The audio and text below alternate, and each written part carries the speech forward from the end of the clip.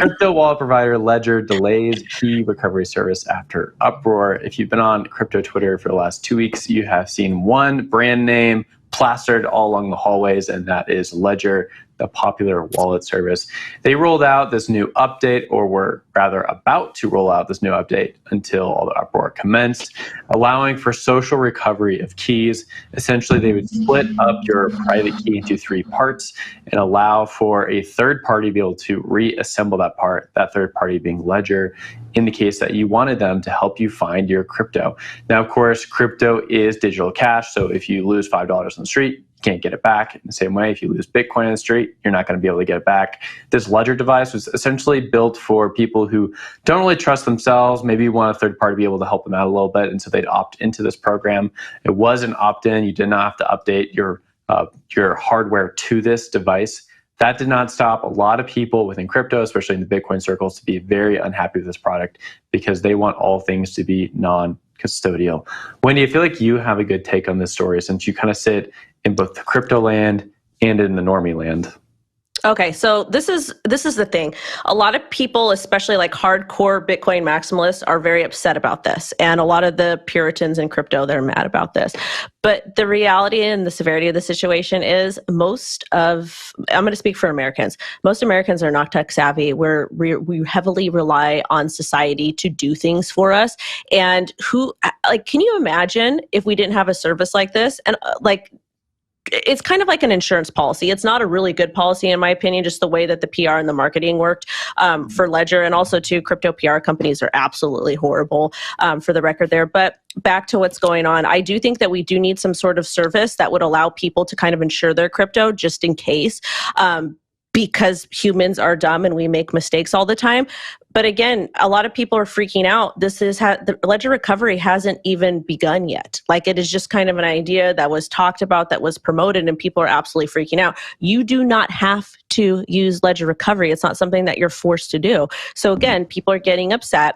People are making a big deal out of it. But really, when you take a step back and you pay attention to what's happening, and I actually read my comments on TikTok and YouTube and whatnot.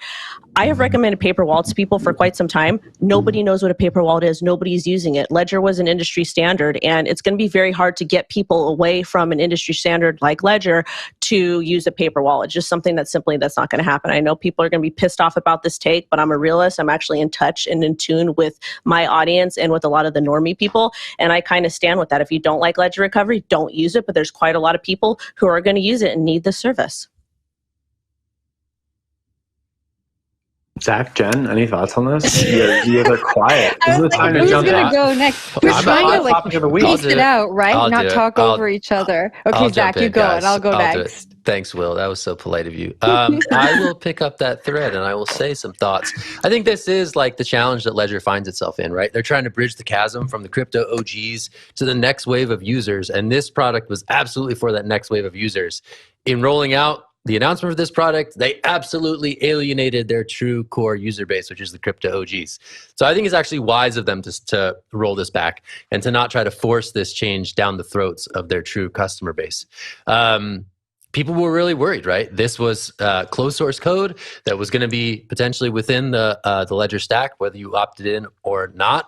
And the idea that your keys could be sent elsewhere was quite scary to a lot of people who really take self-custody seriously. So I sympathize with some of the concerns, but I do see Ledger as being in a tough spot here because they're really, again, CEO Pascal, he was sort of saying, hey, this is for that next million users, right? We need to be thinking about how to get onboard people to self-custody in a way that's comfortable to them, because it is scary. The idea that you could, lose your funds locked into a hardware device and have no recourse for accessing them. I'm sure that's something that they deal with all the time. So the idea that they would take that customer feedback and try to make a service that was amenable to that user group makes a ton of sense. I hope actually after they roll this back, it ultimately gets rolled out again, but as a separate product, right? You could have, again, like sort of Ledger Lite and Ledger OG or whatever that branding might be, because it really is two different user groups. And the idea that you can apply one sort of cultural standard to both of those user groups was really misguided, and what was sort of animating the anger that you saw online, perhaps rightfully so in some instances. I just want to say something really quick. Ledger's code is not open source. It's closed. So if there's why weren't people pissed off and questioning mentioning that before, and then all of a sudden Ledger recovery comes down and people are having meltdowns. 1 + 1 = 10 in this situation. Guys, I have a really good take. And that is that we should launch the hash advisory service for all these businesses. They come on here. Can you imagine? They tell us about their newest product launch. Zach gives them the cultural breakdown in crypto. We got Jem for the law side, and then Wendy just roasts them with that fact. I think we got something. There we go. I love it. I'm with you, Zach, on this one. I think that no one ever said we don't need this. It was just a little bit of a shock, I think, to the ecosystem when the messaging came out. I think that Ledger, and I think a lot of crypto companies fall into this trap.